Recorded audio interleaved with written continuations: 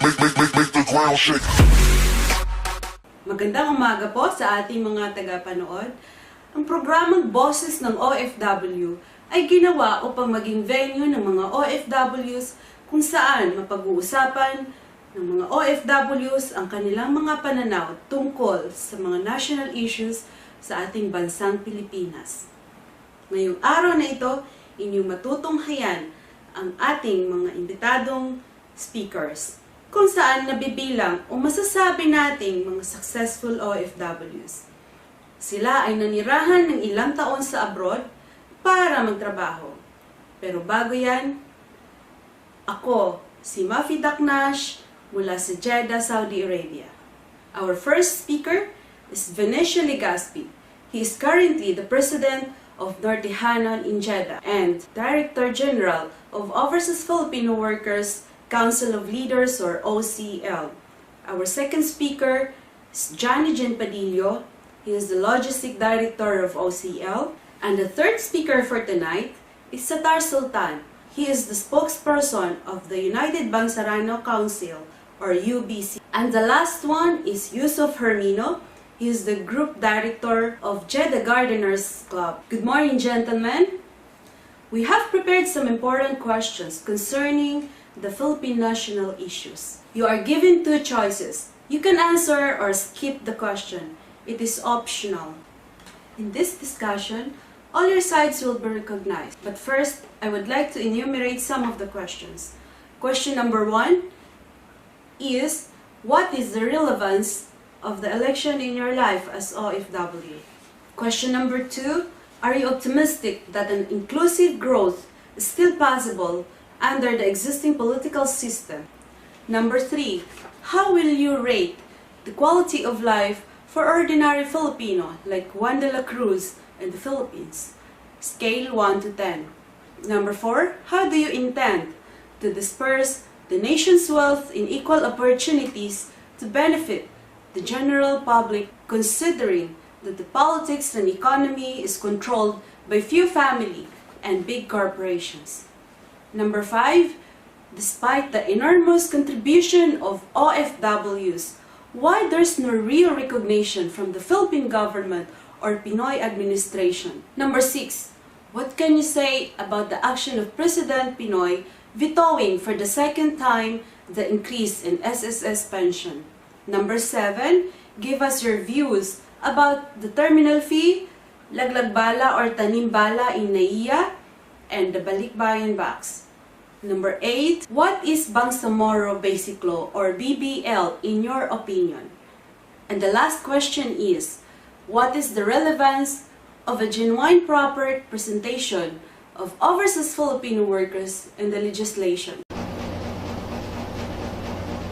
Napakalaki ng kinalaman ng eleksyon at ng magiging resulta ng eleksyon, hindi lang sa buhay natin as OFW, kung hindi sa buhay ng mga pamilya natin na nasa Pilipinas. Dahil siyempre, kung sino yung mananalo, sila yung magmamanage ng bansa, sila yung magiging pinuno.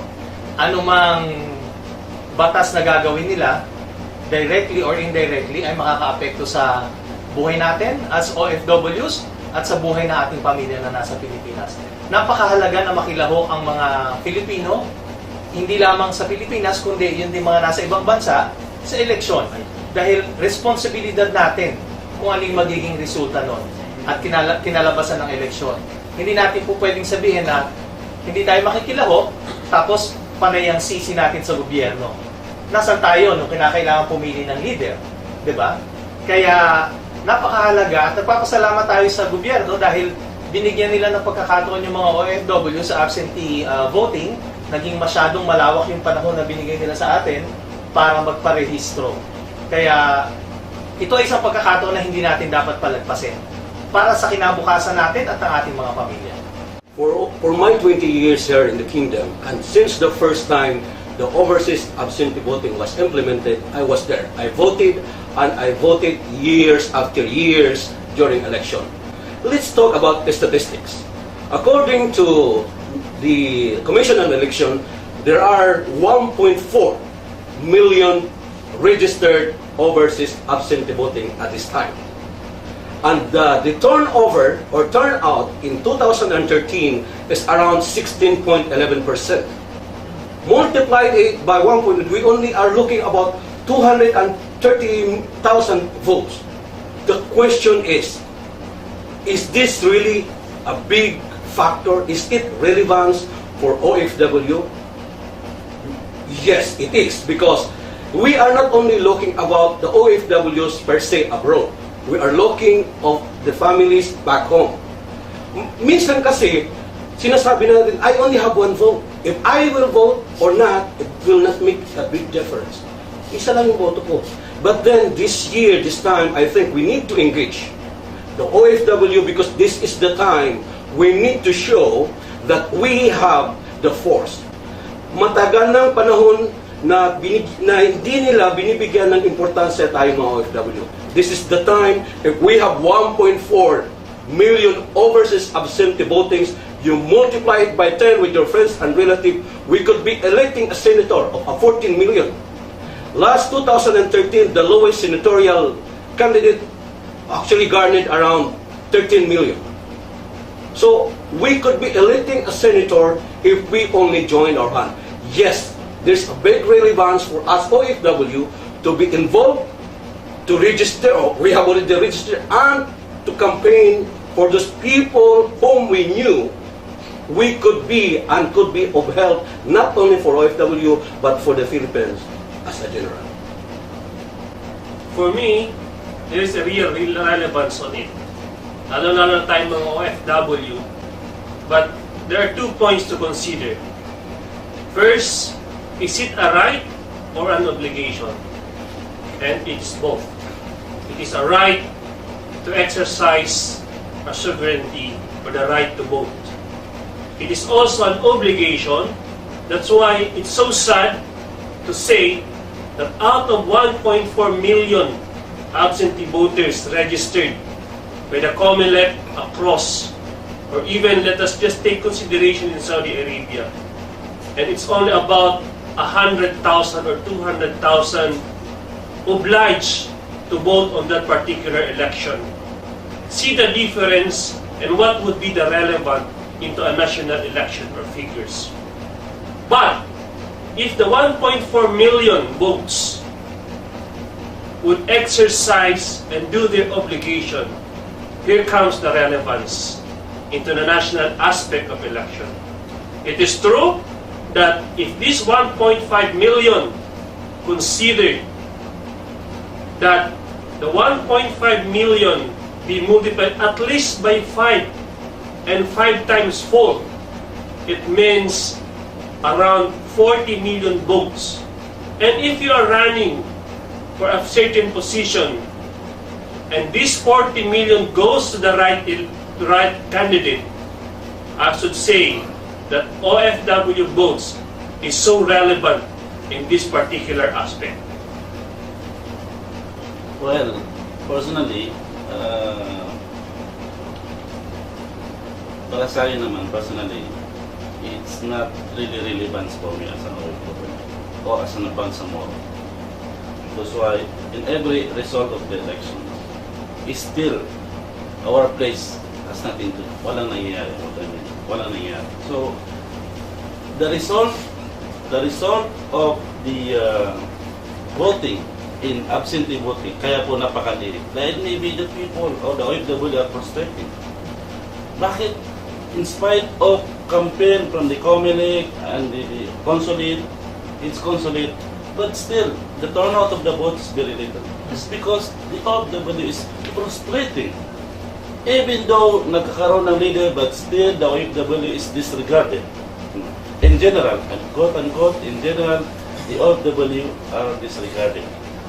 So the result also is, the OFW is not even go to the president to vote, exercise their right of suffrage. So for me personally, there is no such significance of this. Since 2000, I've never voted for any candidates, though sometimes I participated in the election. Thank you. Are you optimistic that an inclusive growth is still possible under the existing political system? For me, it's yes. Everything is possible. lalo na po tayo sa ating bansang Pilipinas, kami mga OFW, ay napaka-optimistic na mayroong growth na nangyayari sa ating bansa. It may be not that much na nakikita natin ang growth or ang progreso ng ating bansa. Let us take step by step. Meron po tayo nakitang growth from 2015 to 2016. But the big question is, nasaan ang growth na ito? Saan napupunta? Saan siya nagkakaroon ng impluensya? O ang mga Pilipino ba ang nakikinabang ng paglago ng ating bansa? So it remains on two sides of the coin. The government side as well as the normal Filipinos. So para po sa akin, kung gusto po natin makita talaga ang actual growth na to, na dapat po ang gobyerno at ang ating mga kapwa Pilipino ay magkaroon ng common ground kung saan para makita ang progreso ng isang bansa. Yes, hindi gaano kalaki, hindi gaano maantig, lalo-lalo na ang mga FW. But I think, kung pagbibigyan natin ng toong pansin, kung mayroong posibilidad, malaki ang aking paniniwala na may posibilidad na magkaroon ng progreso o pag-unlad ng ating bansa. Yes, for me, kung mapapansin natin, yearly is nagkakaroon ng increase of budget. Right? So, in that way, maliwanag na mayroon talagang growth because of that increase in budget, in military, education, and health. Even for the budget for the OFW, if there is. But, hindi siya ganong kalaki yung impact sa atin, especially for the OFW. If only this growth can be properly implemented to the grounds, makikita natin ang effect. But because of these corruptions, hindi natin nakikita yung growth. What's the use of having trillion na budget? If pagdating naman sa mga barangay level, nagiging tiwai na lang. There is no sense. We cannot even sense that there is a growth. So ang nakikita natin dito, in the general view of the masses, walang growth, but still the budget increasing. So where we can get this budget, this allocation? So we OFW, as one of the contributors to that growth, and the government must not deny this contribution from OFW. You mentioned about the current political system, and if I am optimistic, no, I am not. In my view, this political system has proven to be ineffective. Simula nang umalis si Marcos, iisa na lang yung tinahak ng political system natin eh. Sabi natin democracy. But what we actually are seeing is a rule of the political elite. Ilang pamilya lang yung nagpapatakbo ng political system sa Pilipinas. And probably I'll touch on the political dynasty issue later on. Para sa akin siguro it's time for the Philippines to adopt a different form of government na magkakatulad nga na sabi ni Satar kanina, there are so many sectors of society which are being marginalized intentionally or unintentionally by the government. Ang Mindanao, for one, is a highly marginalized sector of the Philippines. Lagi lang nagko-concentrate sa Manila, sa mga highly urbanized countries. Nandun lang ang development. Sabi nga ni Satar kanina, nagkakasgate ba yung growth sa regular na barangay? Yung growth na sinabi ni Jean kanina, yung economy natin lumalago, pero nakikita ba natin yung sa barangay? Nadadagdagan ba yung mga classroom sa eskwelahan year-on-year basis? Nadadagdagan ba o nakapagpapatayo ba ng bagong ospital? May mga gamot ba sa klinika? May mga public doctors ba? Yung mga basic needs ng community. Nakakapagpagawa ba sila ng bagong daan ngayon sa probinsya? Katulad nga ng sabi ni Satar kanina, every year, tumataas ang budget. Pero every year, ganun at ganun din. Pag school opening, makikita mo yung mga bata nag-aaral sa ilalim ng puno ng mangga dahil walang classroom. Saan ang pupunta yung budget? This kind of democracy, for me, is ineffective because it only contributes to corruption. Siguro panahon na para tingnan natin yung possibility ng federal form of government where provinces and regions will have some sort of autonomy and power on how to run and manage their specific area, regions. Dahil talagang merong mga mayayamang lugar sa Pilipinas na kinukuha lang ng national government yung kita, nagko-contribute sila, tapos ang development lagi sa Metro Manila or sa Greater Manila area. This political system, for me, is ineffective, and I think it's high time for the Philippines to think about a different form of government where growth and prosperity will be cascaded down to the lowest level sa society.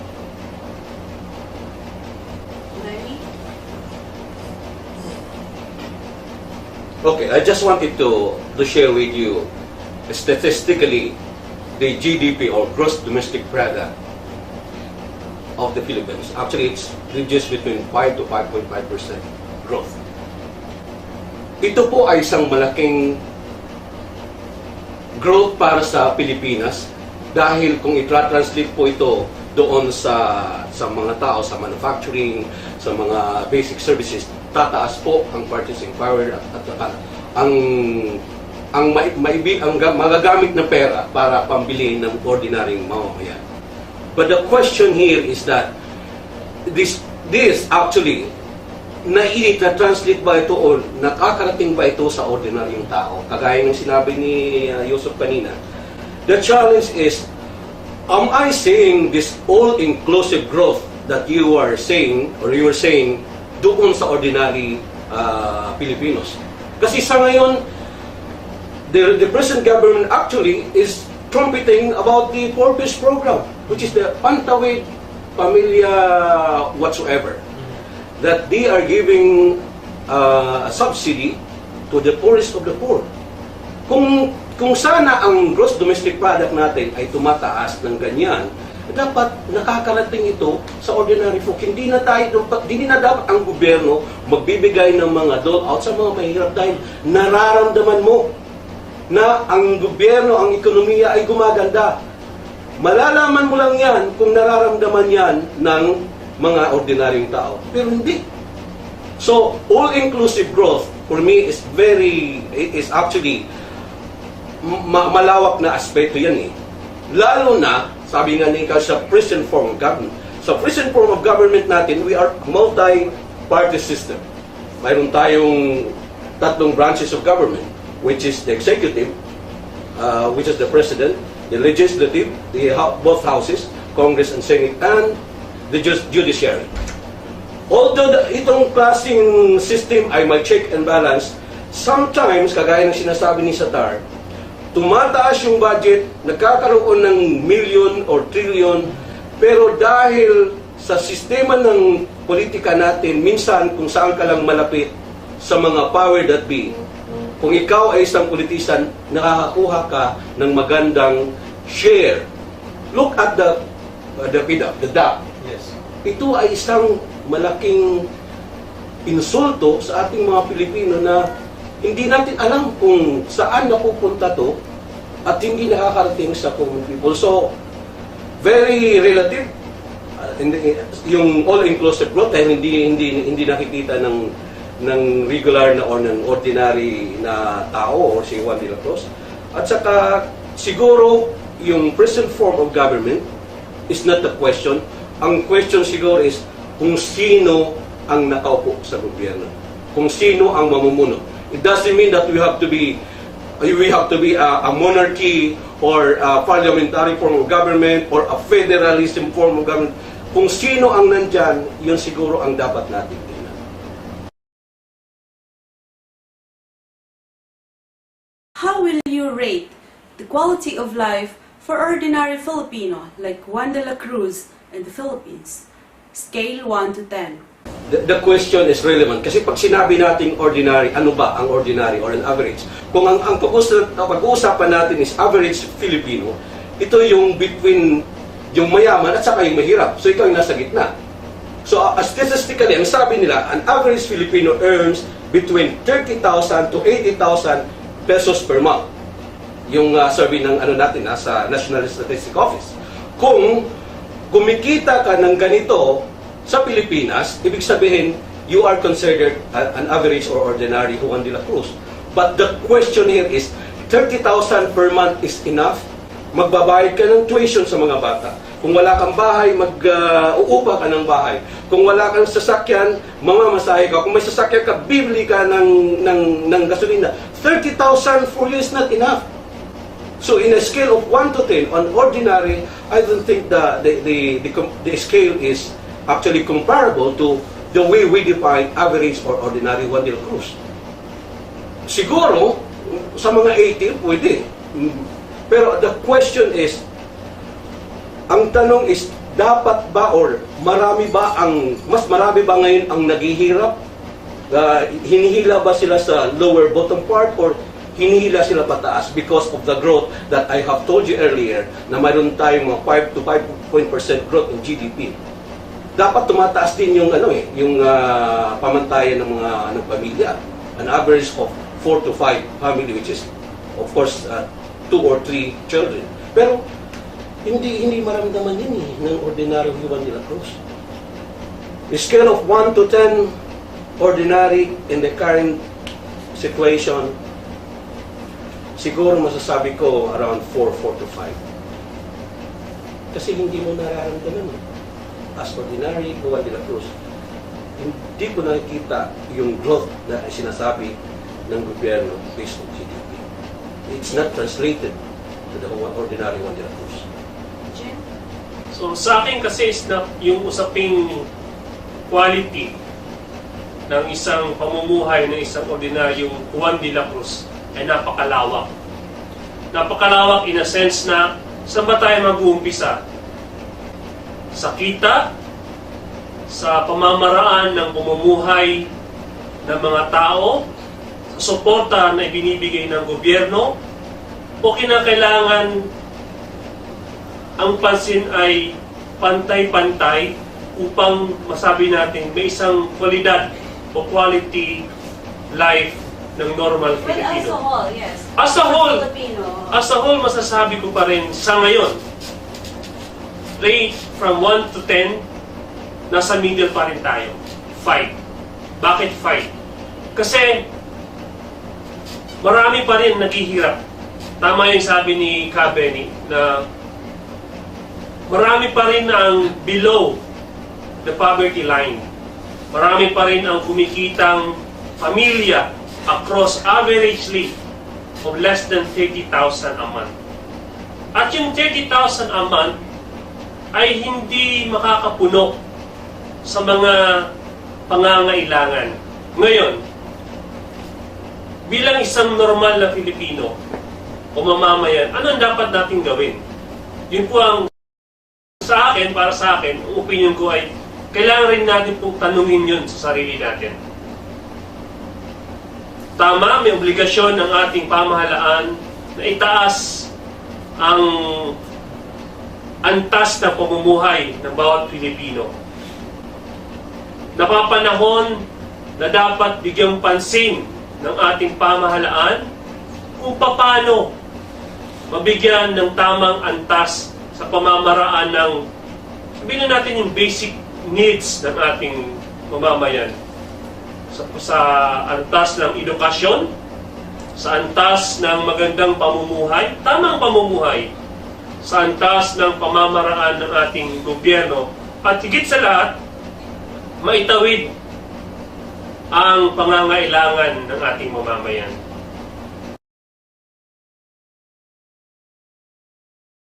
How do you intend to disperse the nation's wealth in equal opportunities to benefit the general public, considering that the politics and economy is controlled by few family and big corporations. In my opinion, ang poverty kasi, hindi lang po pwedeng isisi lahat sa gobyerno. Ang poverty, hindi rin pwedeng lahat isisi doon sa individual. No? Dapat kasi merong magandang environment para maging mahusay yung pamumuhay ng mga tao. Sa klase ng pagkapatakbo sa Pilipinas, ang development lahat lagi nasa cities. So ang mga tao sa probinsya umaalis, nagbabakasakaling pumunta sa city para magkaroon ng magandang buhay. Urban migration, which in my opinion, should not be the case. Napakalawak ng lupa sa probinsya. Philippines is a largely agricultural country.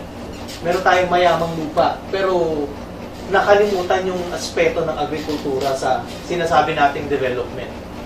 Maraming mahihirap sa syudad na hindi dapat nasa syudad to begin with. Nananahimik sila sa probinsya, pero dahil ang tingin nila walang magandang kinabukasan para sa pamilya nila, they have to migrate to the city. Pagdating nila sa city, wala namang hanap buhay na naghihintay sa kanila because they don't have the right qualifications. So most of these people end up in the streets. Nagkaanak, street children, and the cycle goes on and on and on.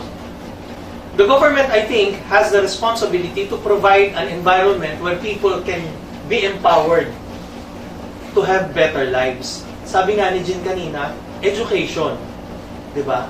Yung aspeto ng kalusugan, yung pinakamalaki talagang responsibilidad yung education. Kung edukado yung populace, mas meron silang opportunity na magkaroon ng magandang trabaho. Marami ring, yung katulad nga ng sabi mo kanina na graduate nga pero wala namang opportunity kasi walang industriya ang papasukan. Kulang yung mga employment opportunity sa kanila. So, when we look at poverty, we shouldn't always look at it as the sole responsibility of the government because it is not. And also, we cannot blame the people because if the government is not giving an environment where people can uplift themselves, dapat hand in hand yun Pagtutulungan. Kaya nga, medyo I will disagree with you, Satar, dun sa election. Kaya nga, in any election, we have that privilege to make a change, to affect change. No? Dahil nandun at pagkakataon nating mamili ng mga mamumuno, ng mga taong magpapatakbo ng bayan natin. Let's not even think about yung presidente or vice president, but how about the mayors and the barangay captains, where these people have direct influence, di ba, dun sa pamumuhay natin. So, yung sa election, okay, kung ayaw mo ng national election, well and good, you have the right to do that, but at least, yung mamimili ng barangay captain, ng mayor, ng governor, na meron direktang apekto sa'yo at sa pamumuhay mo, sana makuha natin yung opportunity na mamili kung sino yung ilalagay natin sa posisyon. Well, lahat naman siguro tayo may points regarding that. Kasi yung mga question kasi, interrelated yan sa poverty. Lumalabas yung mga statistic o yung result ng NAPSI, which is the National Anti-Poverty Commission. Nandyan yung top 20 na province, poorest provinces. Okay? So it means the government has the idea whose these provinces has the poorest and in needs of support of the government financially. Okay. So why the government are ignoring these 20 provinces na alam naman nila na poor? Why not this budget? Ilaan na lang dito sa mga poorest provinces, which is the 5 provinces is included to the top 20 provinces, na poorest provinces. So why this government ignore this? Why? Well, in fact, we have the budget. We have the trillion budget. If only the government will develop our place, we can be eliminated in the poorest provinces. There is one time an interview, back in 2000, when there was a war, all out war in Opera. There is one fighter was interviewed by the media. I don't know, I cannot remember, it's AB07 or GMA. Bakit po kayo nakikipaglaban sa gobyerno? Ano po bang pinaglalaban nyo? And he answered, sincerely, inabando na kami ng aming gobyerno. Kaya kami lumalaban. You see? So meaning, itong kahit sino man ang leader, kung wala rin siyang puso, kung sino ba talaga ang nangangailangan, wala rin mangyayari. The problem in Mindanao, which is very old, centuries, complex in the world, not just in Asia, pinakamatagal na problema sa Mindanao ay problema ng buong mundo. Ito ang pinakamatagal. So second thing, the Philippines can observe or study the neighbors like the Malaysia. Why they are very developed? Why the poverty is, yung poverty range nila maliit. We have the Singapore, we have the South Korea. We have these guidelines, but the problem is maybe the government don't want to implement. We have the idea, we have the brain, matatalino tayo mga Pilipino.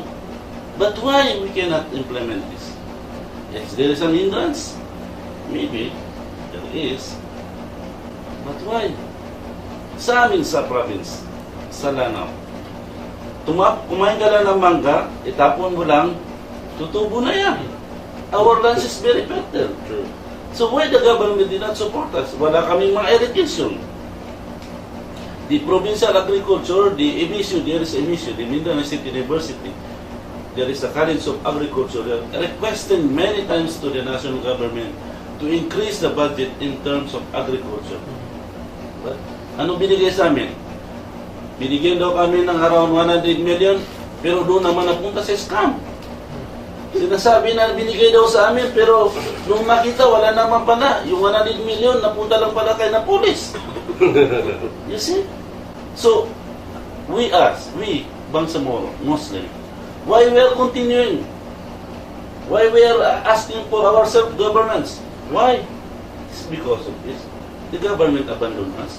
And this unitary government, highly centralized government, is no longer working. Look at our neighbors. Have they highly centralized government? Mag-a-apply ka ng labor, kailangan mo pumunta ng Manila. What about those applicants cannot go to Manila? Wala silang pamasahe. So they are being deprived. So this is part of the operation. This the government can be blamed, not just the people, but the government, because they know the problem, but they fail to solve the problem. Maybe the government will increase the taxes of the few elites. Taxes for the corporations. Isa sa panglalaking solution. Tapos yung mga low-income earners, paliitin yung mga tax sa kanila. Diba? Palakin yung tax sa mga mayaman, sa mga elites. Kasi ang mga poor, nagiging poorist eh. Ngayon, sa lumabas ng mga millionaires sa Pilipinas, lalong tumaas yung mga wealthy na, Enrique, Tan, lahat sila. Pero mas lumaki yung poverty, di ba? Lumaki yung poverty, pero tumaas yung mga wealth ng mga mayayaman. See, if only these big businessmen are helping the government, may eliminate natin itong mga, at least not to eliminate, at least can minimize this poverty. So, increase the taxes for the elites, for the corporation. I think it will be helpful. Ilang pamilya yung humahawak ng malalaking asyenda at lupa, di ba? Sa Luzon, sa Visayas, hindi ko alam yung sa kaso ng Mindanao, baka ganun din. Ilang pamilya yung nagkokontrol ng malalaking lugar. I think CARP has good intentions. Yung Comprehensive Agrarian Reform Program ni Cory Aquino, it has good intentions of distributing wealth. Ang problema yung implementation. Na-implement ba ng tama? Ang ginawa ng mga may-ari ng land, kinonvert. Hindi na agricultural land. Ibinenta sa developer, naging housing. So, hindi nakasali sa CARP. Diba? Sana kung talagang sincero yung pag-iisip ng mechanism ng CARP, naisip nila na po pwedeng lusutan. Kaso mga yung nag-implement, yung nag-devise ng CARP at yung mag-i-implement ng CARP belong to the same family who controls the land. Yes. Kaya hindi nila na-oversee yung ganun. Pero hindi, para sa akin, hindi naman kailangan basta na ipamigay yung kayamanan eh. We have to make people responsible and work for it. For example, maraming mga land na hindi na de-develop pero pag-aari ng pamahalaan. Anong ginagawa? Nakatenga lang. Bakit hindi nyo, katulad ng ginawa ni Imelda yata before, yung balik probinsya program. Pero pag pinabalik mo sa probinsya, bigyan mo ng Micro-business. exactly. Bigyan mo ng pondo para magkaroon ng negosyo. Hindi mo lang basta itinapon sa probinsya, bahala kayo sa buhay mo. Bibigyan ka lang yata ng pamasahe sa bus. Pamasahe pabalik. Tapos hindi na... Tapos magugutom ka uli, babalik ka uli sa Maynila para kumuha uli ng balik probinsya program. Yun nga, the government has a big responsibility on how to make this work. Kaya sila nandyan, they're supposed to be more intelligent than us. They're supposed to know better than us. That's why we are common people. Wala tayo sa posisyon. Pero anong ginagawa nila? But yung distribution of wealth, I think we have plenty of wealth to be distributed, but the government has to come up with a mechanism where the people will be responsible to take care of this wealth that will be granted to them, whether perpetually or, on a certain period of time. I would like to echo on what you said about the comprehensive agrarian reform. Actually, there was even an amendment to the law. You have the expanded CARB, and sad to say, tapos na. Yung CARB actually is tapos na yung... Pero, kung titingnan natin, if we wanted to say about if we are talking about the wealth, the natural resources, how are we going to dispense this way? Yung CARB is a good vehicle. The intention is good, but as what you say, the implementation is is very dismal. Kasi nga, look, the very few. Let's take for example. Let's not beat the bush. Let's take for example the Hacienda Loisita. Exactly. Ang daming mga reklamo, ang daming mga problema, there is no proper distribution, but they always say a loophole within the law na hindi nila na ipamahagi yon sa mga bibigyan ka lang ng share of stock or something to that effect. What is it? It's just a piece of paper. Ang kailangan ng ordinary farmer is a piece of land where they can grow and they can harvest and they can send it to the market and get the money where they have put it. But the challenge is, nung ibinigay sa'yo, yung para sa'yo, ang problema naman, ang gobyerno, there is no appropriate support system. Minsan, nahirapan silang support. Ako, may isa akong taryang nakuha dahil I've been working for this particular landlord for years. Dahil sa CARB, natuwa ako, binigyan ako ng 2 hectares. Ang problema, dahil nga manggagawa ko, wala akong pera para bumili ng binhi, para bumili ng fertilizer, para magpaani, para dalhin sa market yung inani ko. So saan ako pupunta? I have to go back again to my landlord at uutang ako, sasabihin ko, ibibenta ko ulit sa iyo yung produkto ko. System has not changed. Kasi yun pa rin, we are still indebted to the very few landholders na alam natin kung sino yan. So, sana, kung nagkaroon lang ng proper implementation, at the same time, nagkaroon ng proper support ng gobyerno, dahil mayroon namang budget, at talagang tinutukan yung comprehensive agrarian reform, yung mga tao, as what you said earlier, there would be a lesser folks from the countryside migrating to the urban, at hindi na maninirahan sa slums at makikipag-awayan sa mga pulis pag dinisperse sila at tinilipat. Dahil they will be contented to be in the province. Sa totoo lang ako, pag nag-retire ako, mas gusto ko sa probinsya. Simple yung pamumuhay. Pero yung mga taong nandoon, they don't see that. Kasi walang proper support system. Although mayroong batas, ang problema minsan yung implementation ng batas. Kaya yung mga landholders, siya pa rin yung mga mayayaman sa atin. As what you said, very few. At alam natin kung sino yung mga ito. Can I add something to that? Yun nga, kasi yung CARB was authored by the very people who have close association with those who own the land. Diba?